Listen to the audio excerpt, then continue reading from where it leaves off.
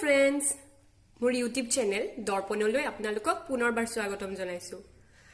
আজি মই আপোনালোকৰ আগত এটি ফেমাস ডিশ আৰু ডিলিশিয়াস সকলোৱে খাই ভাল পোৱা ৰেচিপি লৈ আহিছো। হেতু হৈছে ভেজ মোমো।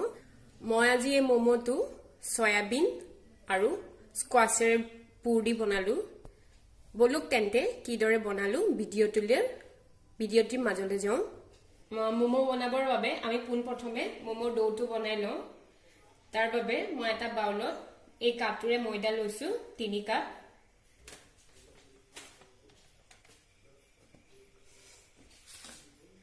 তাৰ লগতে মই লৈছো সোৱাদ অনুযায়ী নিমখ, ৰিফাইন অইল লৈছো এই চামুচখনৰে 2 চামুচ।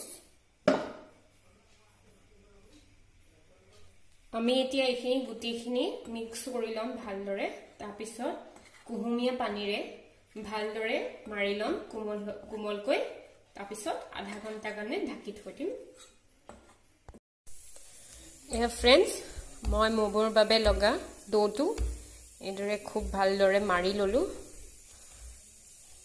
বেছি টানকেও মৰা নাই আৰু খুব ঢিলাকেও মৰা নাই, মাজতে মাৰিছো অলপ। এতিয়া আমি ইয়াক আধা ঘণ্টাৰ কাৰণে ঢাকি থৈ দিম যাতে ই আৰু ডোটো কোমল হৈ যায়। ডোটো ৰেডি হৈ গ'ল। এতিয়া আমি মোমোৰ ভিতৰত ভৰাবৰ বাবে লগা ষ্টাফিংখিনিৰ ফালে আগবাঢ়ো। বলক তেন্তে এতিয়া মোমোৰ বাবে লগা ষ্টাফিংটো বনাই লওঁ। এই ষ্টাফিংটো মই নিউট্ৰিলা আৰু স্কোৱাশেৰে বনাইছো। এয়া স্কোৱাশ এটা লৈছো। মই পিহনাত পিহি ললো স্কোৱাশটো।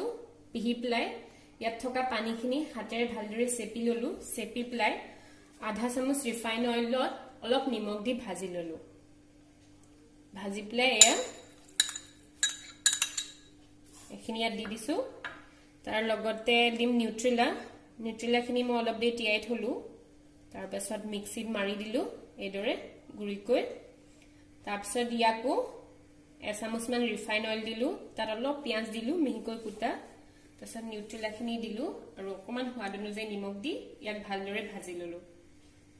ভাজি লৈ ইয়াৰ লগত মিক্স কৰি দিওঁ স্কোৱাশখিনিৰ লগত। সয়াবিন আৰু স্কোৱাশৰ মোমো খাবলৈ খুব ভাল লাগে। মই আমাৰ ঘৰত আজি বনাইছিলে, ভাবিছো আপোনালোককো দেখুৱাম কিদৰে বনাও। এতিয়া মই ইয়াৰ লগতে এইদৰে পিঁয়াজ দুটা মিহিকৈ কাটি লৈছো। এইদৰে মই ইয়াৰ লগত মিলাই দিম। তাৰ লগত মই কেঁচা ধনিয়া এইদৰে কাটি লৈছো, সেইখিনি মিলাই দিম। আপোনালোকে মন গ'লে গাজৰ এটাও মিহিকৈ পিহি পেলাই দিব পাৰে, ৰংটো দেখিবলৈ ধুনীয়া হয় ষ্টাফিঙৰ। তাৰপিছত এয়া মই আদা এটুকুৰা এইদৰে টুকুৰ টুকুৰকৈ কাটি লৈছো। লগতে কেঁচা জলকীয়া এটা এইদৰে গোল গোলকৈ কাটি লৈছো, তাৰ লগত মিলাই দিম।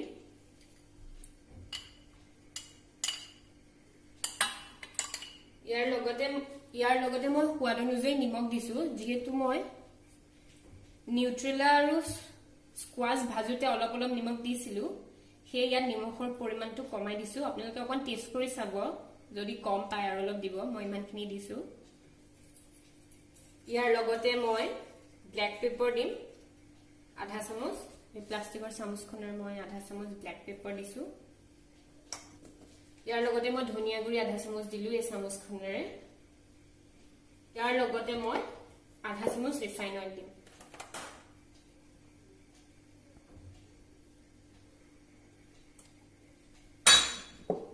আৰু এইখিনি খুব ভালদৰে মিক্স কৰি লম। কিন্তু হেল্থৰ কাৰণে খুব ভাল। ইয়াত তেল মছলা ইমান প্ৰয়োগ কৰা নহয় আৰু খাবলৈও খুব সোৱাদ হয়। একদম মাংসৰ দৰে লাগে সয়াবিনৰ মোমো। এতিয়া আমি ইয়াত ভালদৰে মিক্স কৰি লম গোটেইখিনি। এয়া ফ্ৰেণ্ডছ, আমাৰ ষ্টাফিংখিনি ৰেডি হৈ গ'ল। আমি এতিয়া মোমো ফালে আগবাঢ়ো। ষ্টাফিং ভৰোৱা কিদৰে ভৰাও। এয়া ফ্ৰেণ্ডছ, আমি এয়া গোটেইকেইটা লাডু বনাই লৈছিলো। তাৰপিছত ইয়াৰ পৰা এটা লাডু ললো। লৈ আমি এতিয়া ময়দাৰ গুৰিত এইদৰে ডিপ কৰি লৈ আমি বেলি ল'ম গোলকৈ। সাইডকেইটা খুব পাতলাকে বেলিম। মাছটো আপোনালোকে বেছি পাতলা নকৰিব, নহলে ফাটি যোৱাৰ চান্সটো বেছি থাকে। আপুনি যিমান পাৰে সাইডকেইটা পাতলাকে বেলিব। এয়া মোৰ বেলা হৈ গ'ল চাওক মই গোটে সাইডটো বেলি ললো যিমান পাতলাগে হয় সিমান পাতলাগে মই বেলি লৈছো সাইডটো এয়া মই বেলি ললো এতিয়া আমি এটা মোমো বনাই দেখুৱাম মই এই মোমোটো এটো ডিজাইনত বনাইছো সক আপোনালোকে এদৰে লব লৈ এটা আঙুলিত প্ৰেছ কৰিব তাৰপিছত আকৌ এইটো আঙুলি লব কৰিব কইনেকি লৈ এটা প্ৰেছ কৰি এইদৰে আধাখিনি কৰি লব কৰি লৈ ইয়াত ষ্টাফিংটো ভৰাব ষ্টাফিংটো দি লব দি লৈ এইদৰে আপুনি হিটো সাইড এই সাইডটোৰ লগত লগাই দিব লগাই দি দুটা সাইড খুব ভালদৰে এইদৰে যিমান পাৰে পাতলা কৰি লব পাতলা কৰাৰ পিছত এটা দুটা কোণ ধৰি এই দুটা কোণ লব ধৰি মাজত হেঁচা এটা দি এইটো অকণ পানী লৈ লব এইটো অকণ এটা ফ্ৰেছ হৈ আছে কাৰণে মই লোৱা নাই যদি শুকাই যোৱা যেন দেখে তেন্তে আপোনালোকে অকণমান পানী লৈ লব তাৰপিছত এই সাইডটো যিমান পাৰে পাতলা কৰিব তে ভাল হয় খাবলে নহলে নিহিজে কোন টান হৈ থাকে এইটো এটা মই শেপ বনাই দিছো আপোনালোকক ধৰে মই আৰু এখন বেলি ললো এসব আগৰ দৰে মই গুঠি লম এইদৰে এনেকে প্ৰেছ কৰিব আকৌ এইটো আঙুলি লৈ এইডোখৰত দিব আকৌ এইদৰে লৈ কৰিব আধাৰ লগে কৰি ল'ব লৈ ইয়াত ষ্টাফিংটো দিব দি আকৌ এইদৰে দুটা সাইড জয়েন কৰি ল'ব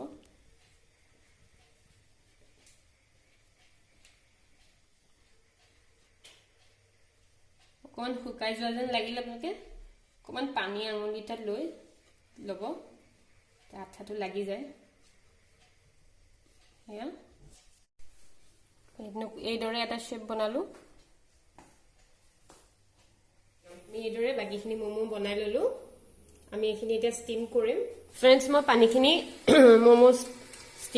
মোমো ষ্টিম কৰিবৰ বাবে মই ষ্টিমাৰত পানী দিছিলো উতলিবলৈ এতিয়া উতলি আহিছে তেতিয়া মই গেছটো কমাই দিম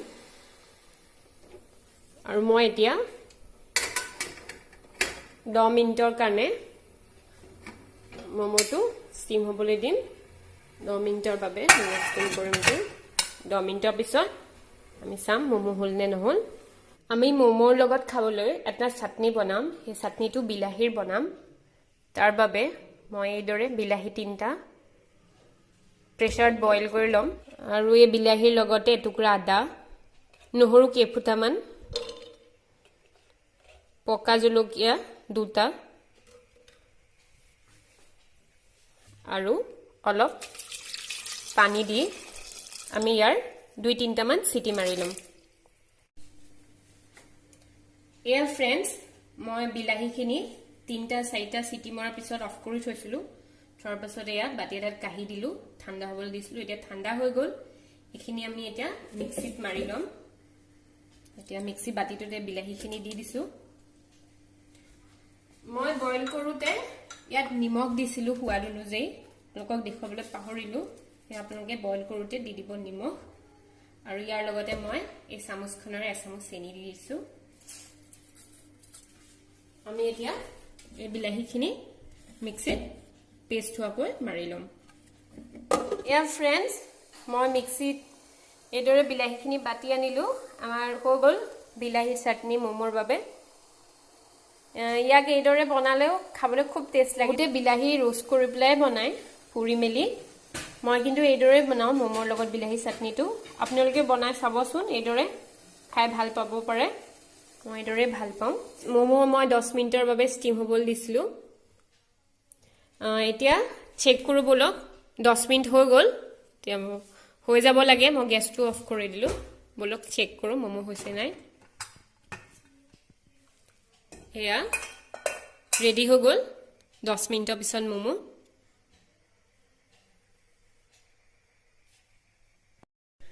আজি যদি মোৰ এই ভিডিঅ'টো ভাল লাগিলে তেন্তে লাইক এণ্ড সাবস্ক্ৰাইব কৰি দিব আৰু সাইডত থকা বেল আইকনটো দবাই দিব যাতে আপোনালোকে নটিফিকেশন পাই থাকিব পাৰে আজি মোৰ এই ভিডিঅ'টো চোৱাৰ বাবে ধন্যবাদ